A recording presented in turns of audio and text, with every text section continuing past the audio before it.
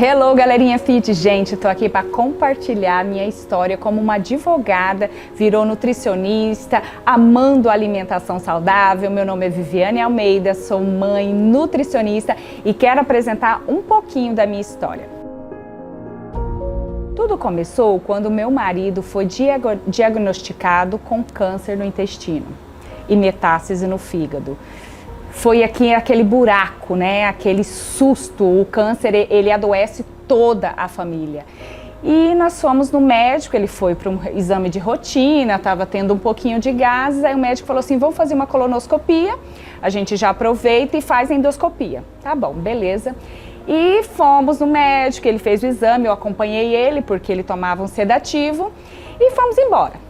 E eu percebi que ele estava demorando muito a sair da sala de exame. E aí eu falei, gente, já saiu todo mundo e por que meu marido não saiu? Ele falou assim, não, porque vai fazer biópsia. Eu falei, biópsia? Por que biópsia? Tá bom. Aí depois ele saiu, Glória, não sabia de nada, viemos para casa. Quando foi à noite, recebemos uma ligação do médico e ele falou assim, venha amanhã até às 6 da tarde que eu preciso conversar com vocês dois. Eu falei, e eu? Conversar comigo também? E aí a gente já começou a ficar apreensivo, já não dormiu bem aquela noite e ficamos assim, meu Deus, o que será? Mas deve ser uma gastrite, deve ser uma intolerância a glúten. Enfim, nunca imaginamos que seria um câncer. Quando nós chegamos lá, o doutor esperou atender, né? A gente, o último, esperou todos os pacientes, atendeu todos os pacientes. E por último, nós entramos na sala e o doutor, ele estava com a cabeça assim baixa, com aquele olhar de tristeza. Aí meu marido sentou, eu sentei, aí ele falou bem assim, o senhor quer um remédio para dormir? Eu falei assim, mas por que o senhor quer dar um remédio para dormir pro meu marido? Eu não quero que ele durma. Ele falou assim, olha, eu vou falar uma coisa para você. Você tá com câncer no intestino, o seu grau é altíssimo e se você não operar em 15 dias, vai fechar o canal das fezes e você vai correr o risco de ter uma infecção generalizada e o senhor vir a óbito. Eu falei, o quê? Primeiro eu tenho um câncer, agora vai vir a óbito. Então eu me senti assim num buraco muito escuro e começou a suar minhas mãos. Aí eu falei, meu Deus do céu, como assim? Foi muito rápido essa notícia, né? E aí meu marido começou a chorar, só chorava. Eu falei, meu Deus, eu preciso me levantar. E aquilo eu recebi uma força muito grande, tenho certeza que seja do Espírito Santo, de Jesus me levantando. E eu levantei e falei assim, ele não vai morrer, doutor. E não precisamos do remédio para ele dormir? Que dia que ele pode ser operado? Eu falei assim, só tem 2 cirurgiões na cidade, época da Copa do Mundo, era em 2014. E não tem nenhum cirurgião, né? E ele vai ter que esperar o cirurgião voltar e eu não sei, ou a senhora pega um avião, vai para São Paulo. Falei, meu Deus, e agora? Eu falei assim, não se preocupa. Aí meu marido disse, porque eu? E começou a chorar e nós viemos embora. E numa época, 1 ano atrás mais ou menos, antes do diagnóstico dele, o vô dele passou pela mesma situação, teve câncer no intestino e morreu. E o filho, né, o tio do meu marido também teve. E ele falou muito bem de um médico de Ribeirão Preto. Eu lembrei naquela hora daquele médico, né, e falei assim, gente, eu vou para Ribeirão Preto. Eu vou lá, vou consultar com esse médico. Aí quando foi no outro dia eu consegui o telefone da secretária. E aí liguei para ela, eu falei que era urgente. Ela falou assim, nós só temos aqui uns 100 na fila urgente. E eu posso atender a senhora só em julho de 2015, 1 ano após, quase 1 ano. Eu falei, o quê? Eu falei, eu não posso atender a senhora, o doutor Ribeiro, ele tá muito lotado. Eu posso falar o nome dele que ele autorizou, ele é um anjo na nossa vida. E aí ele falou assim, não, o doutor, ele tem cirurgia até 1 ano, né? Porque ele sabe o que faz. E aí eu falei assim, eu vou para aí. Eu vou para aí, vou sentar na cadeira, enquanto a senhora não me atender, eu não saio, porque meu marido tá morrendo. Aí cheguei lá e já cheguei chorando, assim, eu chorava escondido porque eu não queria demonstrar para ele que a coisa era grave. Eu não falei para ele que o médico não podia atender e sentamos lá, peguei todos os exames, fomos com a roupa do corpo, comprei uma passagem aérea lá na hora, no guichê, e fomos. Chegou lá, saiu um, saiu outro, saiu um, saiu outro, saiu outro, saiu outro. Ela falou assim, o doutor vai te atender. Isso já era à noite. Falei assim, ótimo, eu não vou sair daqui, enquanto ele não atender.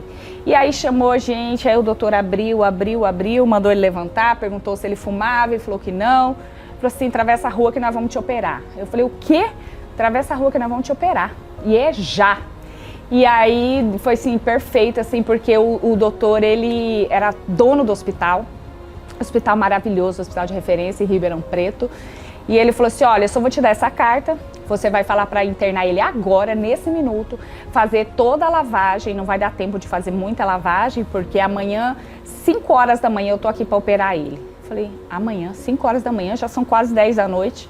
Enfim, quando fez todas as lavagens, tudo muito rápido ali, eu, né, tava anestesiada e já foi levando ele lá para fazer as lavagens intestinal, e aí eu tava atordoada, né, chega, já vai operar, mas tudo bem, vamos operar, porque eu já sabia que era de emergência e eu confiei, assim, no doutor, sabe o que estava fazendo, e aí ele pegou e chegou 3 horas da manhã. Eu falei assim, mas por que esse doutor chegou antes, né? Ele estava tão preocupado com esse tumor que ele sabia que já estava na corrente sanguínea, ele já sabia a extensão do tumor. E aí ele chegou e operou ele 1 hora antes, né? Até ele chegar, preparar a sala de cirurgia e tal, operou ele 5 horas da manhã. E aí fiquei lá de joelho orando, que é a única coisa que eu podia fazer no momento, né? E aí o doutor, depois de 2 horas, me chamou e falou assim, a senhora quer ver a peça? Eu falei assim, quero ver a peça. Cheguei lá na UTI, né, que depois da sala de cirurgia tem a UTI, ele ficou na UTI por algumas horas. Ele falou assim, olha, foi um sucesso a cirurgia, você subiu o primeiro degrau da escada e eu vou mostrar a peça para você. Quando ele abriu uma mesa, tinha o intestino dele todo, o intestino grosso, 85 centímetros ou 90, nem sei. Eu não tirei foto que eu tava caindo para trás. E aí ele falou assim, esse aqui é o intestino dele. Aí ele foi rasgando assim e ele me mostrou o tumor. Tava assim, tamanho de uma laranja, mais ou menos.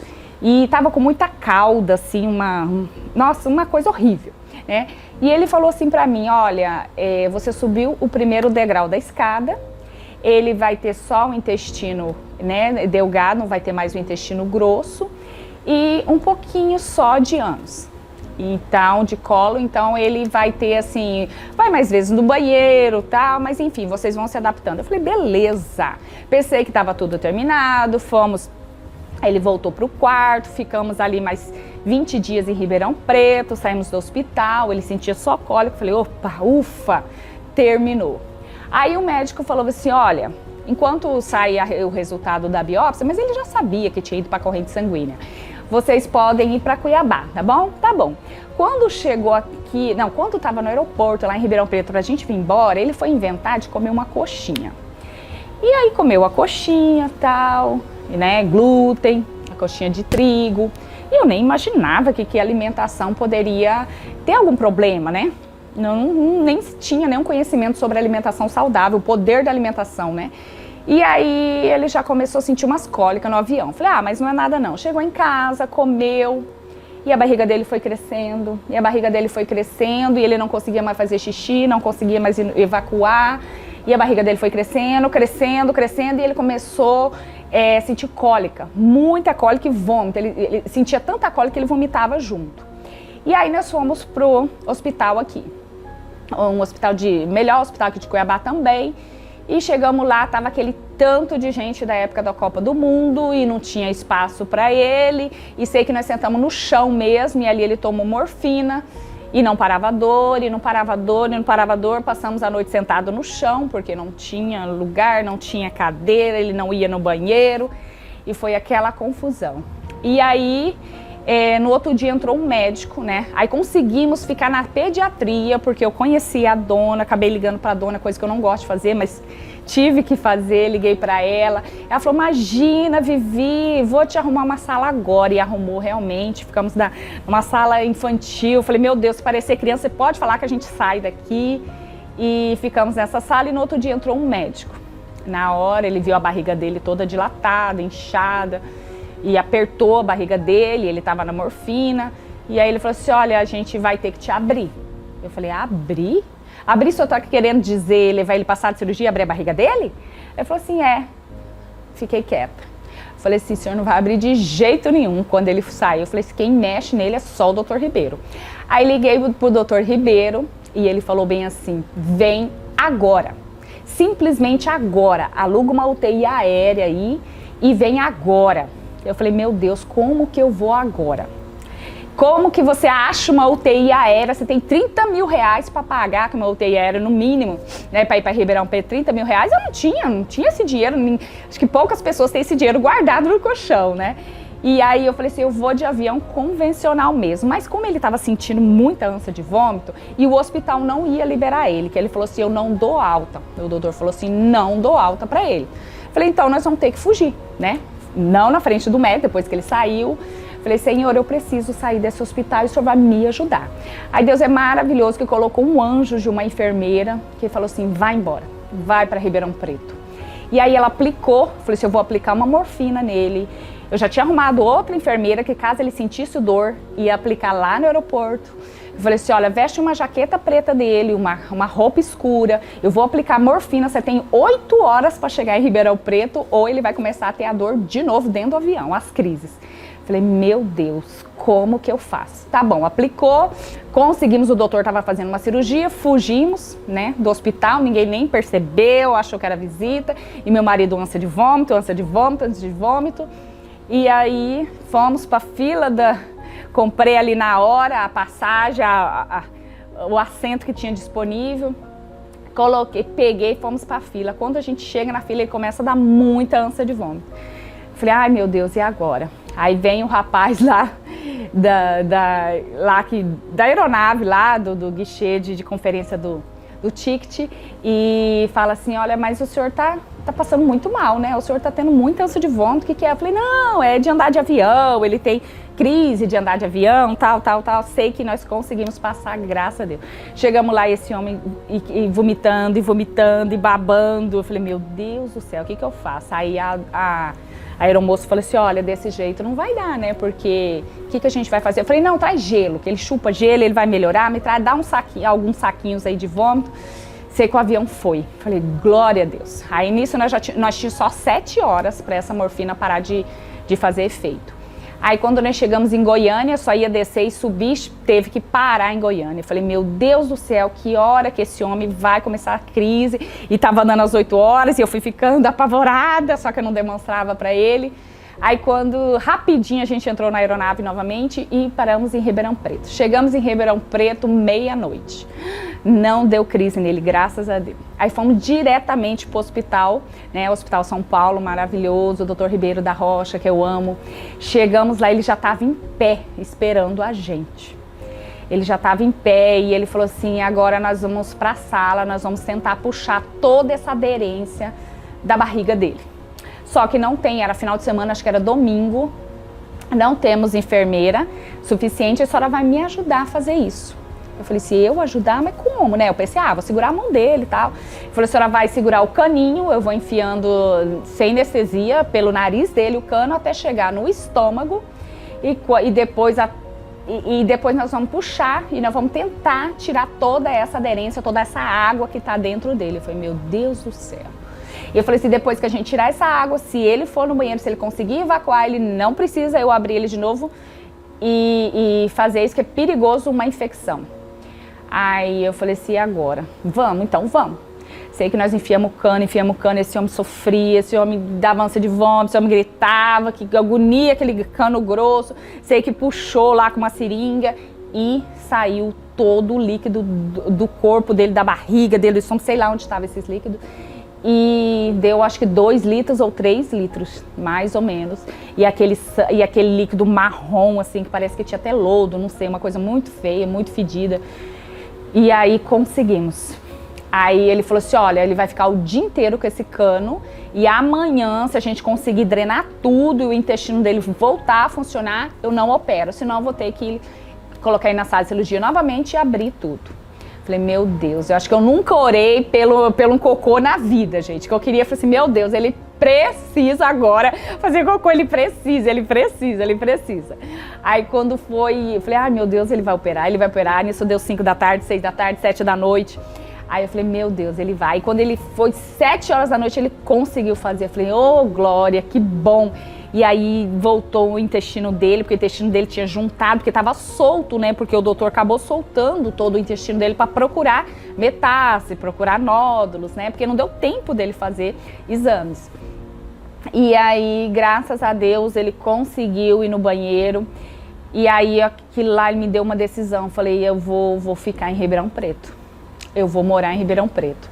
E nisso eu advogava na época, tinha um monte de cliente, empresas, e eu pensei, eu vou entregar todos os meus processos para minha parceira, né, a advogada, que a gente trabalhava junto no escritório, e seja o que Deus quiser, e eu vou cuidar desse homem, e eu vou fazer curso de enfermeira, eu vou dar um jeito, e nós vamos vencer essa. E aí eu fechei minha casa, mandei meus funcionários embora, em Cuiabá, alugamos um apartamento muito bom lá, assim, tudo providência, tudo organizado, Deus foi abrindo as portas, assim, conseguimos alugar um apartamento que tinha liquidificador, que tinha toalha, que tinha roupa de cama, nossa, nós entramos assim, não precisou na hora ela nem pediu fiador, depois o tio do meu marido acabou sendo meu fiador, mas enfim, foi assim, tudo organizado pro Deus, sabe, tudo providência. Aí fomos para esse apartamento e meu marido falava assim, o que você decidir tá decidido, o que você decidir tá decidido, ele só falava, o que você decidir tá decidido. Eu falei, então nós vamos ficar em Ribeirão Preto. Aí nisso, saímos do hospital de novo e aí ele falou assim, olha, lembra que eu falei pra vocês que vocês tinham subido o primeiro degrau da escada? Pois é, ele vai ter que fazer quimioterapia porque o tumor dele foi pra corrente sanguínea e eu acredito que ele deve ter parado em algum órgão. Eu falei, meu Deus, outro baque, outra notícia ruim. Falei, tá bom, e ele vai fazer quimioterapia, 1 ano de quimioterapia. Eu falei, o quê? 1 ano? Aí quando você fala quimioterapia, você pensa sem cabelo, você pensa magro, você pensa raquite, você pensa tudo. Eu pensava uma cabeça inchada, muito magra, roxa.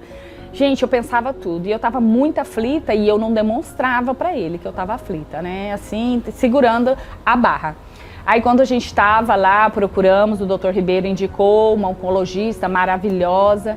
E fomos lá nessa clínica e tinha muita gente debilitada, muita gente magrinha. Falei, ah, meu Deus, ele vai ficar desse jeito. E aí eu encontrei até uma mulher que estava fazendo tratamento, uma senhora do meu lado. Ela falou, que isso, você está na melhor clínica do Brasil. Aqui você vai ter todo atendimento, aqui você vai ter todos os benefícios, dicas, tem grupo de apoio. Eu falei, ai, graças a Deus. E nisso ele foi, aí ela falou que realmente o câncer dele era um câncer muito agressivo, que já estava no estágio 4. E você vê, gente, nenhuma dor, nada. Meu marido só tinha gases, mas nenhuma dor. E aí ele começou a quimioterapia. E aí ele fez a primeira quimioterapia, fez a segunda. E quando eu fui pesar ele estava com 56 quilos. Eu falei, meu Deus, ele emagreceu acho que 20 e poucos quilos. Falei, meu Deus, agora ele vai morrer, eu preciso dar um jeito. E foi onde que abriu a minha mente, eu fui guiada por Deus para procurar sobre alimentação. Aí comecei a procurar sobre pessoas que se alimentaram e se recuperaram do câncer. Na época eu estava falando muito sobre o glúten. Aí eu seguia também a Viver Sem Trigo, que é um Instagram maravilhoso. E aí fui saber como o glúten. Fui investigar sobre a proteína do glúten, que é inflamatória, que é uma proteína grande, difícil de digerir. Aí fui pesquisar sobre açúcar. Falei, bom, açúcar de antigamente era preta, hoje ela tá branca. Aí fui procurando assim sobre alimentos industrializados. Eu falei, bom, se Deus deixou in natura, vamos comer in natura, não vamos comer industrializado. Então aquilo foi abrindo a minha mente e eu comecei a pesquisar dia e noite sobre alimentação. Eu falei, bom, a quimioterapia vem, eu tento matar o tumor aqui e a quimioterapia tenta matar o tumor lá. Eu falei, tá bom. E meu marido estava aceitando tudo que eu fazia, então eu falei, bora lá. E comecei aí tirei o glúten, tirei o açúcar, tirei o óleo, tirei os produtos industrializados. E só dava, assim, consegui produtos orgânicos, consegui couve, e dava muito peixe, eu pensava. O tumor é vermelho, gosta de carne, então eu vou tirar a carne, né? Hoje a gente já sabe que é pouca evidência a carne vermelha, mas na época é o que tinha para o momento. E aí eu fiz tudo isso, e quando foi, aí ele começou a ganhar peso. E quando foi na terceira quimioterapia, que eles fazem exame para ver as plaquetas, né? Eu pensei, se as plaquetas estiverem normal, não interrompe a quimioterapia dele. E as plaquetas dele estavam ótimas. E ele começou a ganhar peso e ele ficou corado e diminuiu a queda do cabelo dele. Eu falei, tô no caminho certo. E aí comecei a criar receita, como um bom mineiro, ele gosta de um pãozinho de queijo. Aí falei, gente, eu vou colocar batata doce nesse pão de queijo, eu vou colocar cúrcuma nesse pão de queijo, que é o açafrão da terra, que ele vai ficar amarelo, que vai... Gente, eu pensava em tudo para desinflamar ele, né? E para atacar a célula. Eu tava assim, brigando assim, de porrada com a célula do câncer. E aí comecei a tomar nota das receitas, escrever no caderninho, foi até esse livro vermelho aqui que eu falo que ele tem lágrimas nele, e comecei a anotar as receitas e comecei a criar, né? A praticar, umas coisas davam certo, outras coisas eu jogava fora, e ele começou a comer, e ele começou a se alimentar, cada dia eu fazia uma coisa, porque...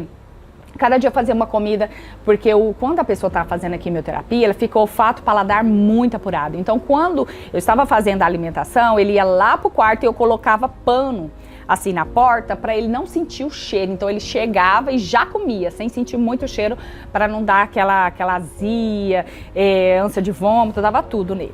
E aí ele foi pegando peso, foi ficando corado. E aí ele falou assim, nossa, ele tá ótimo. Até a oncologista falou, o que você tá fazendo? Eu falei assim, tô dando um jeito na alimentação. E dava muito suco de beterraba pra ele. Eu falei, bom, beterraba é vermelho, glóbulos vermelhos, tem tudo a ver. E comecei a dar muito suco de beterraba pra ele. Uma vez até ele foi no banheiro e pensou que era sangue de tanta beterraba que eu tava dando. Mas enfim, era o que eu tava assim praticando, né? E foi dando certo. Quando chegou na quinta ou na sexta quimioterapia, ela falou assim, olha, agora ele vai fazer um PET scan, que é um aparelho, né, que você toma um composto lá, você toma um remédio, né, e você vê, ele começa a brilhar onde tem metástase, se o tumor realmente do intestino saiu, se existe algum pedaço lá, né, e aí fez o exame, né, e aí descobriram que ele estava com a metástase no fígado. Eu falei, meu Deus, mais uma notícia. Quando a gente pensa que tá tudo certo, mais uma notícia.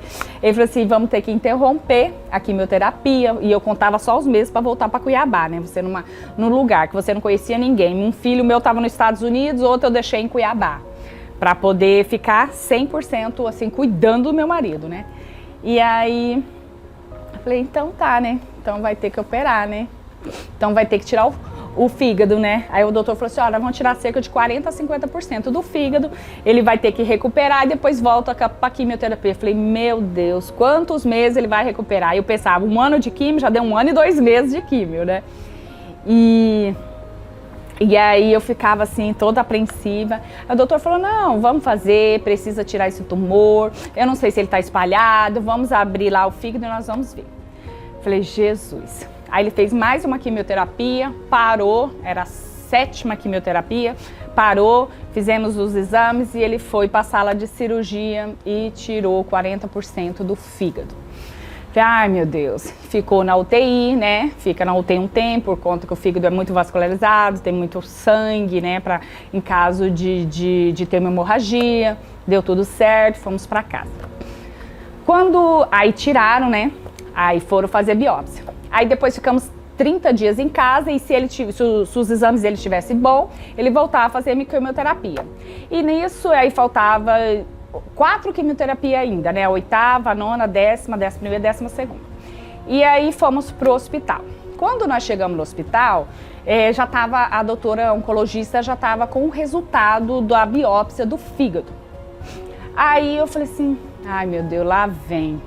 E ela tava rindo, e ela tava sorrindo. Aí eu falei, meu Deus, o que será que é?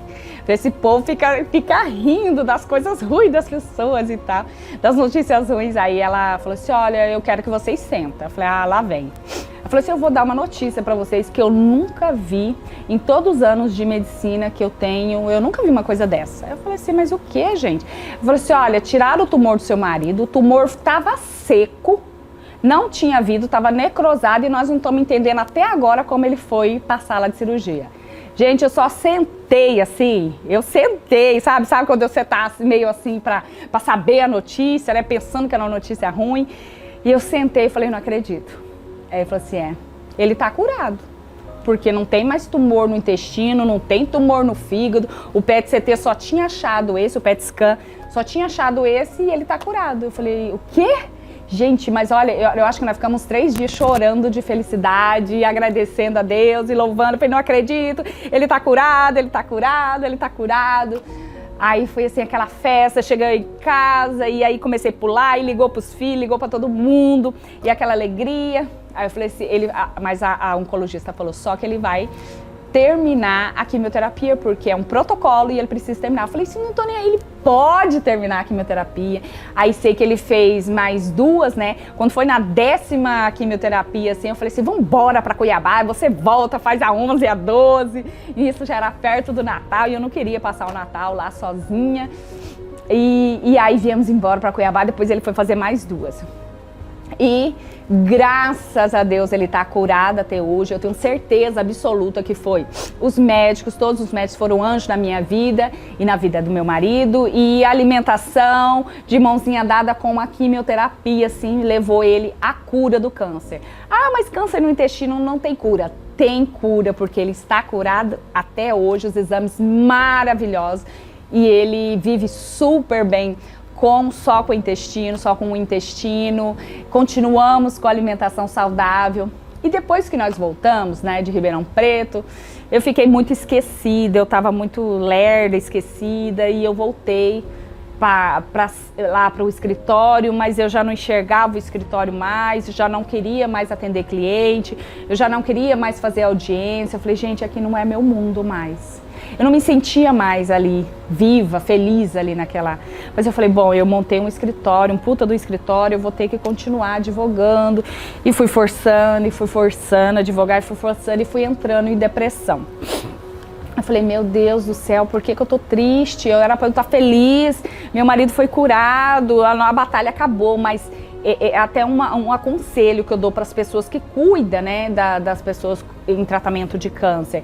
Tem que se cuidar também. E eu lembro que eu não me alimentava, eu não sentia fome, eu emagreci uns 10 quilos em uma semana e eu não dormia. E quando eu estava no meio do tornado ali, do furacão, eu não prestava atenção em mim. Mas depois que parou, que baixou o furacão, eu comecei a ficar doente.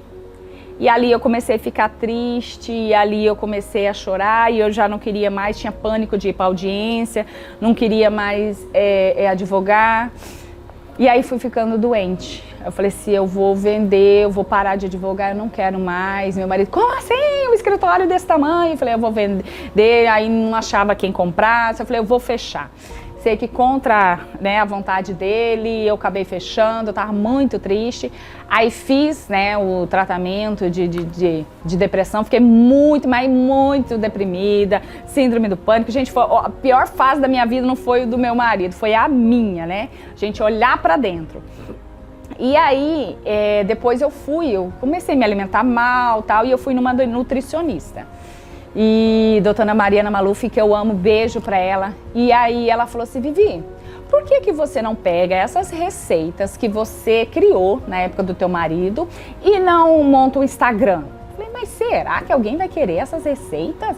Falei, claro que vai, Vi, quantas pessoas tá com um familiar doente ou a própria pessoa e tal. E foi falando, falei assim, tá bom, eu vou montar o Instagram então. Aí aquilo foi me dando ânimo pra sair da depressão, Aí montei o Instagram. Veio algumas editoras, me procurou, falou, vamos divulgar essas receitas suas, vamos fazer um livro, vamos fazer uns cursos, um programa de TV e tal.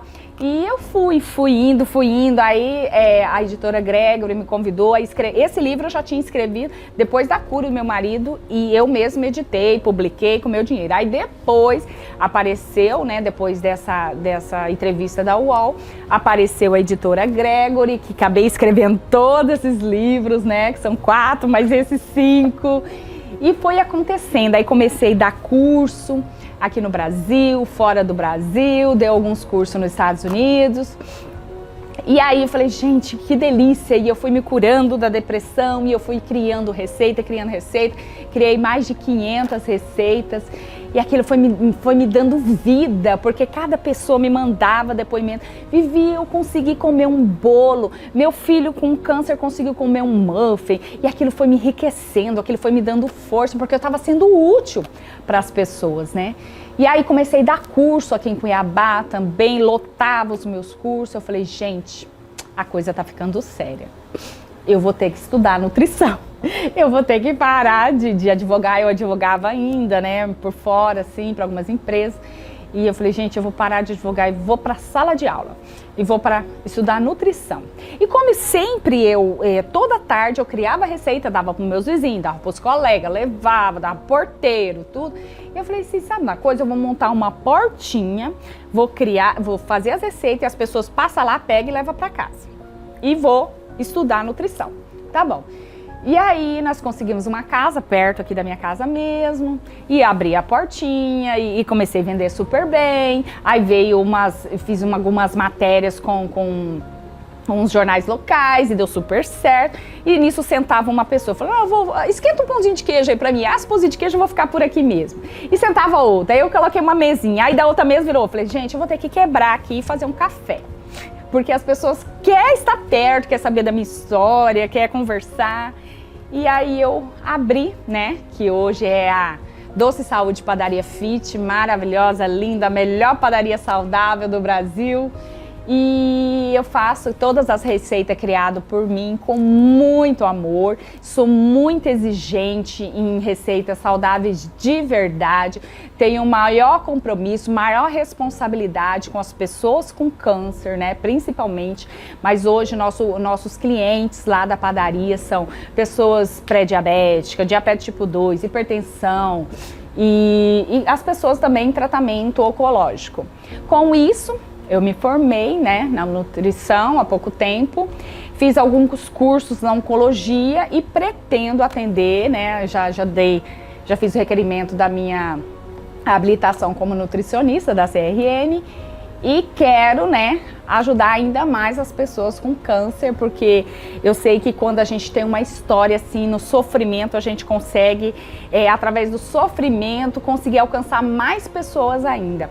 Eu falo assim que eu falo com propriedade sobre o câncer, que hoje eu sei tudo sobre ele, que eu precisava conhecer o seu inimigo, né? A gente precisa conhecer o inimigo da gente para a gente poder atacar, né? E foi isso que eu fiz. Eu comecei a saber com que ele se alimentava. Ele alimenta de glicose, glicose é açúcar, glicose é amido. E aí comecei a fazer estratégias com os amigos, com parentes ali, que, né? Começava assim, compartilhar a minha história. E nisso, graças a Deus, assim, um monte de gente tem comprado, tem acreditado nos meus produtos na padaria. Claro que é um passinho de cada vez. A comida fit, ela tem muito preconceito ainda, porque realmente tem comidas fit ruins. E tem comidas saudáveis que dizem que é saudável, mas não é, que acaba colocando glacê, acaba colocando um chocolate que não derrete, porque se chocolate não derrete, ele tem parafina, ele tem, né, que é a parafina comestível. Então tudo meu, assim, é do melhor. Ah, meu chocolate derrete, então você vai cantar parabéns e você vai voltar o bolo ainda mais aqui em Cuiabá, que é calor, vai voltar o bolo pro refrigerador, porque derrete. Eu não faço glacê, meu glacê não tem gordura hidrogenada, então meu glacê vai desmanchar. Então eu sou muito assim, muito rígida nisso, né? Sempre buscando o melhor para os meus clientes, sempre eu tô lá conversando, né? Explicando sobre os benefícios, que às vezes chega pessoas lá, principalmente homem. Não, só vim acompanhar minha esposa, não quero. Aí eu vou lá, asso meu pãozinho de queijo de batata doce, que é o sucesso, né, na padaria, e acabo entregando para ele, e ele comendo e depois querendo mais. E às vezes eles falam, brinca assim, falando, ai, comi por educação, mas nada, acaba gostando do meu produto. E é isso que eu gostaria, é isso que eu tenho para compartilhar com vocês. Quero muito que vocês comprem meu curso, aprendam a cozinhar. O meu curso é para as pessoas que não sabem nem fritar um ovo, a confeitaria, né? Então eu fiz esse curso assim, com muito amor, muito carinho, desde a hora que você acorda em jejum com o seu shot anti-inflamatório, que é um shot que eu criei lá na padaria, que também é sucesso de venda, até a hora que você vai dormir. né? Então, o dia inteiro de alimentação saudável, alimentação sem glúten. Eu compartilho também receitas da padaria, o pão francês, o pão de batata doce. Então, vale muito a pena você adquirir esse curso maravilhoso que eu criei com muito amor, muito carinho. Eu tenho certeza absoluta que você vai amar.